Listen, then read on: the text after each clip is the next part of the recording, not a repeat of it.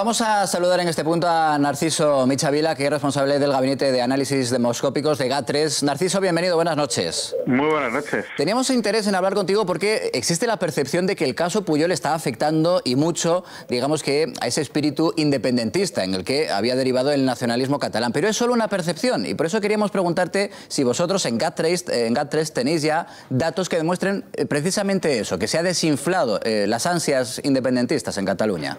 Datos cuantificados ahora en verano no hay, pero el sociólogo vive de pisar la calle y Cataluña es un territorio que hay que pisar permanentemente.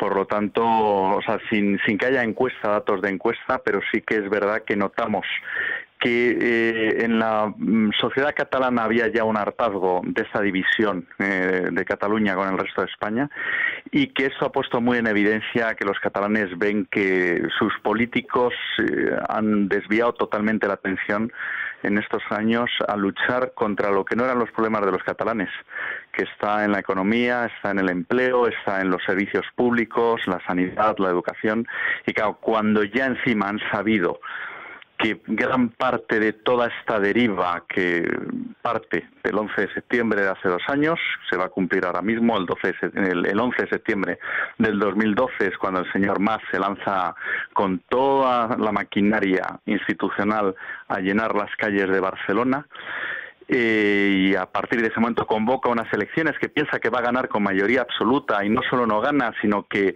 lleva a su partido a mínimos históricos, pues cuando encima salta toda esta noticia de pues las posibles corrupciones del señor Pujol, pues es cuando su propio electorado ahora mismo está muy desconcertado.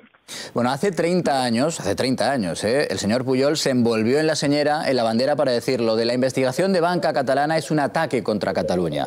En vez de decir es una investigación personal, no, él lo convirtió en un ataque contra Cataluña. Ahora está intentando lo mismo. ¿Le volverá a funcionar o el sentimiento de la población ha cambiado lo suficiente como para que esa estrategia ya no funcione? Bien, no vivimos en un escenario de hace 30 años. Cada vez hay más medios de comunicación, está Internet, que no existía hace 30 años, están las redes sociales y por lo tanto la información es mucho más difícil de censurar. Y eso, en cierto modo, Internet ha sido lo que ha permitido a este grupúsculo minoritario y amplio, O sea, en Cataluña hay un sector de la población que puede llegar más o menos a un 30%, que realmente no se sienten españoles ni europeos y lo que quieren es estar fuera de España y de Europa. Pero ese, o por lo menos ser catalanes independientes por encima de todo. El 70% de los catalanes se sienten europeos, se sienten españoles, se sienten catalanes a su forma, y esa minoría de ese 30% consiguió, gracias a Internet, consolidarse y hacer llegar su voz. Bueno, pues ahora mismo son también los mismos medios, los nuevos medios de la Internet, de las nuevas televisiones, etcétera, las que también están haciendo que el sentimiento mayoritario del catalán llegue al conjunto de la población y ver que realmente la mayoría de la población allí en Cataluña se siente también española. Don Narciso, sí. Teniendo en cuenta que en recientes sondeos Ciudadanos ya es tercera fuerza política en Cataluña, una hipotética alianza con UPyD, o sea, Marca Rivera junto con Marca de Rosa Díez y PP y PSC, ¿se podría hacer frente al bloque soberanista que está ahora mismo en boga? Bien, vamos a ver, Ciudadanos está muy fuerte en unos comicios autonómicos, sin embargo no lo ha estado en europeas y en generales tampoco estaría tan fuerte. De todos modos, Ciudadanos es una fuerza clave en Cataluña en estos momentos. Lo lógico es que hubiera una unión entre Ciudadanos y UPyD, pero yo creo que el personalismo de sus dos líderes lo impiden. Lo hemos visto esta misma semana. Hemos visto, y lo habéis informado vosotros, como una parte de UPyD está pidiendo una alianza con Ciudadanos y sin embargo su propia líder Rosa Díez es la que no quiere de ninguna forma ceder su protagonismo a Albert Rivera. En todo caso, a lo que me estás preguntando, Ciudadanos es clave en Cataluña, también el ascenso del Partido Popular. No hay que olvidar que el Partido Popular en las elecciones pasadas obtuvo 19 escaños. Es un récord histórico, además con una alta participación. Y el gran problema ahora mismo es que allí el PSC está muy debilitado. A todo esto se ha unido qué puede pasar con la coalición Unió y Convergencia, porque no hay que olvidar que el señor Durán se ha quitado de en medio viendo lo que iba a venir encima y que el año que viene hay municipales, que Convergencia y Unió es probable que pierda muchísimas de las alcaldías que ahora está gobernando.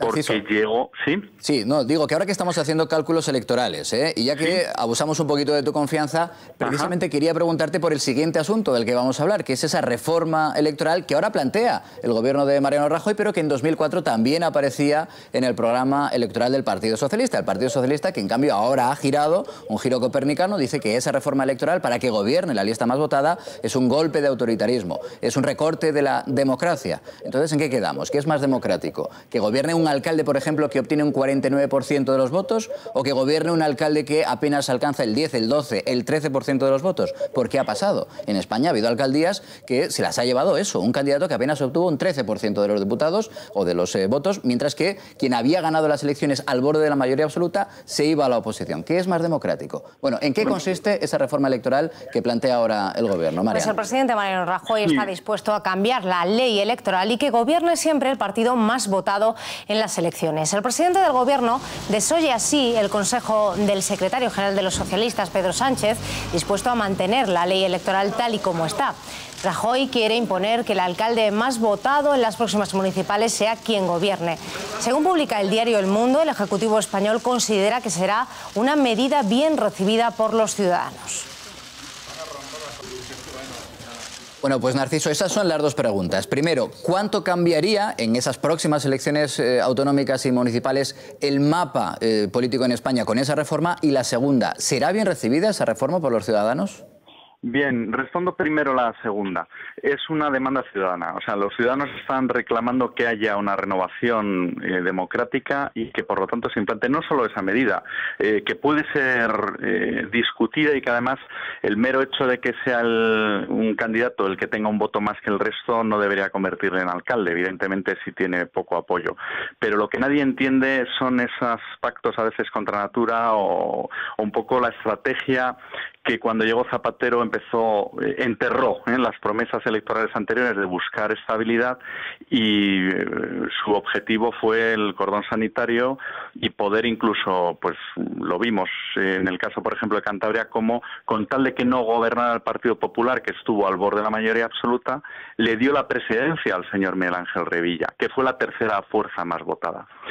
Eso es lo que los ciudadanos en aquel momento no entendieron, pero en la situación actual, desde luego, no lo van a consentir. Por lo tanto, es bueno que se debatan no solo esa medida, sino muchísimas otras medidas que es necesario para regenerar pues la representatividad. Y, por lo tanto, quitar todas las trabas que hay en estos momentos a que haya, pues eso, que en concreto en las administraciones locales, que son las más cercanas a los ciudadanos, que al final el alcalde, que es el que está más cerca del ciudadano, el que tenga más apoyo electoral, sea al final el que pueda gobernar. Porque si no, nos vemos en la situación curiosa de que España es el único país de Europa grande en el que las coaliciones no se están haciendo antes de ir a las urnas, sino que se están pactando en secreto después. Por lo tanto, sea esa medida o sea cualquier otro tipo de medidas, no pasa nada porque haya todo tipo de coaliciones. Pero antes, el elector debe conocer que la gente cuando vaya a votar sepa qué es lo que va a votar, si es un conglomerado o es una sola formación. Efectivamente. Y saber en concreto, pues al final, pues cuando estamos hablando, por ejemplo, de administraciones locales, pues curiosamente al final los partidos minoritarios, curiosamente acaban siempre con la concejalía de urbanismo. Bueno, pues eso es lo que en estos momentos ya... es una manera de hablar, sí, Narciso. Efectivamente. Narciso Michavila, sí, se nos acaba el tiempo. El presidente de Gabinete de Análisis Demoscópicos de GAT3, gracias por estar como siempre analizando con nosotros este tipo de noticias. Un fuerte abrazo. Gracias a vosotros y muy buenas noches. Bueno,